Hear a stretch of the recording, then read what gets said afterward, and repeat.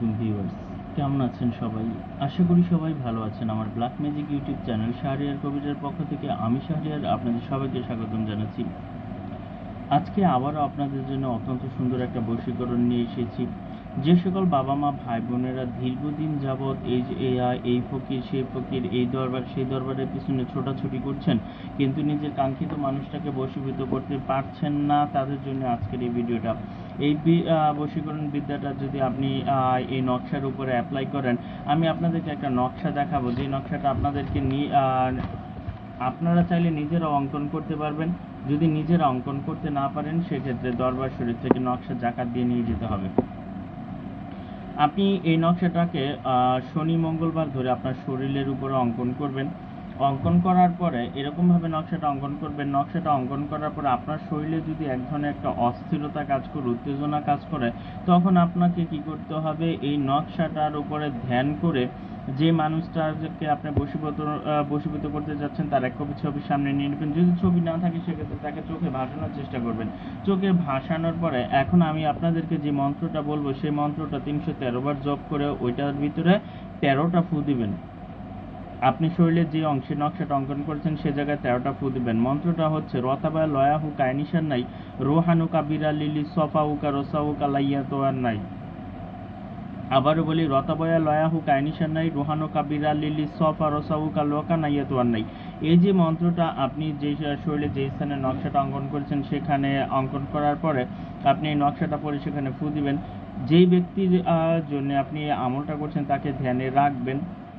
এখন এই নকশার বিকল্প হচ্ছে, যদি নকশাটা অঙ্কন করতে ব্যর্থ হন, অর্থাৎ আপনি শরীরে নকশাটা অঙ্কন করতে পারবেন না কিংবা আপনি নিজের কাজ নিজে করতে পারবেন না, সেক্ষেত্রে আপনাকে দরবার শরীফ থেকে জাকাত দ্বারা একটা আংটি ব্যবহার করতে হবে, একই কাজ। আর তখন আপনি নকশা অঙ্কন করা লাগবে না, আংটির উপরে এটা পরে শুধু ফু দিয়ে রাখবেন। মাত্র 3 দিন একই কাজ করবেন। 3 দিন এই মন্ত্রটা 313 বার করে জপ করে আংটির উপরে ফু দিবেন, অথবা শরীরের যে স্থানে নকশাটা অঙ্কন করবেন 3 দিন সেখানে নকশাটা অঙ্কন করবেন একইভাবে, তারপর শরীরে ফু দিবেন। ফু দেওয়ার পরে আপনি চুপচাপ বসে থাকেন। যে মানুষটার জন্য আমলটা করছেন সে যদি আপনার আশেপাশে হয়, মানে আধা ঘন্টার ভিতরেই সে আপনার সাথে বিছানায় চলে আসবে। আর যদি সে দেখা গেছে আপনার থেকে অনেক দূরে হয়, তাহলে সে আপনাকে যে কোনোভাবে হোক ফোন দিবে। সে যদি আপনার কাছে এত অল্প সময় পৌঁছতে না পারে, সে আপনাকে ফোন দিবে, যোগাযোগ করবে। এটা ডিভোর্স হয়ে যাওয়া স্বামী স্ত্রীর ক্ষেত্রে ব্যবহার করতে পারবেন। ডিভোর্সের পর্যায়ে চলে গেছে এমন স্বামী স্ত্রীর ক্ষেত্রে ব্যবহার করতে পারবেন। প্রেমিক প্রেমিকা তাদের প্রেমকে সফল করার জন্য এটা ব্যবহার করতে পারবেন। এখন একটা কথা হচ্ছে, এটা কি জায়েজ বা নাজায়েজ আছে কিনা। আপনি জায়েজ ক্ষেত্রেও এটা ব্যবহার করতে পারবেন, নাজায়েজ ক্ষেত্রেও এটা ব্যবহার করতে পারবেন। এর কারণ কি, এটা হচ্ছে একটা শয়তানি বিদ্যা। শয়তানি বিদ্যা আপনি জায়েজ কাজেও ব্যবহার করতে পারবেন, না জায়েজ কাজেও ব্যবহার করতে পারেন। পার্থক্য হচ্ছে, আপনি যখন এই আমলটা করতে যাবেন আপনাকে একটা নির্জন নিরিবিলি খালি রুমের দরকার পড়বে।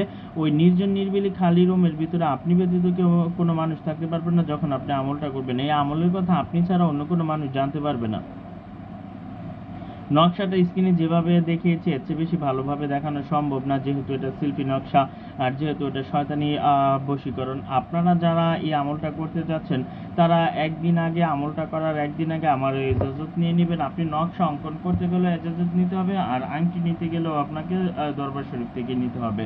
এখন আপনারা পৃথিবীর যে কোনো বশীকরণ করেন, সেই বশীকরণ যদি কাজ না হয়ে থাকে এই বশীকরণ করেন। এটা চান্ডালি বশীকরণ, যেই কোনো মানুষের শরীরে এটা প্রয়োগ করতে পারবেন। যার শরীরে প্রয়োগ করবেন তার অবস্থা দেখবেন আপনি মাত্র কয়েক ঘন্টার ভিতরে কি অবস্থা হয়ে যায়। আশা করি কথাগুলো বোঝাতে পেরেছি। তারপর যদি না বুঝে থাকেন অবশ্যই স্ক্রিনে দেওয়া নাম্বারটাতে সরাসরি যোগাযোগ করার চেষ্টা করবেন। আমি চেষ্টা করবো আপনাদেরকে বুঝিয়ে দেওয়ার জন্য। ধন্যবাদ সবাইকে।